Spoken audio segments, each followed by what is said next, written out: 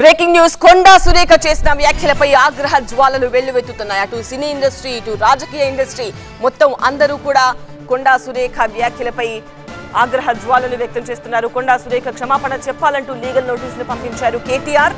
24 గంటల్లోగా ఆధారాలు చూపించకపోతే పరువు నష్టం దావా వేస్తానంటూ కేటీఆర్ వార్నింగ్ ఇచ్చారు. సినీ ఇండస్ట్రీ మహిళలను చిన్న చూపు చూడడం మానేయండి అంటున్నారు సమంత. సినిమాల్లో నటించే ఆడవాళ్లంటే చిన్న చూప అంటూ ప్రకాష్ రాజ్ కూడా ఆగ్రహం వ్యక్తం చేశారు. కొండా సురేఖ వ్యాఖ్యలను ఇండస్ట్రీ మొత్తం ఖండించాలంటున్నారు కోన వెంకట్. కొండా సురేఖ వ్యాఖ్యలు జుగుప్సాకరం, హేయంగా ఉన్నాయన్నారు రోజా. నిరాధారమైన మాటలు మాట్లాడడం సరికాదన్నారు హీరో నాని.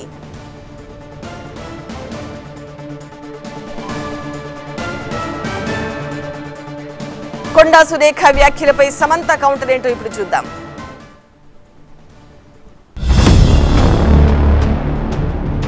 నేను సినీ ఇండస్ట్రీలో ఉన్నందుకు గర్వపడుతున్నా. ఇలాంటి గ్లామర్ పరిశ్రమలో రాణించాలంటే శక్తి కావాలి. విడాకులు నా వ్యక్తిగత విషయం. ఇద్దరి అంగీకారంతోనే విడాకులు తీసుకున్నాం. మా విడాకుల్లో రాజకీయ నేతల ప్రమేయం లేదు. మీ రాజకీయాల్లోకి నన్ను లాగకండి.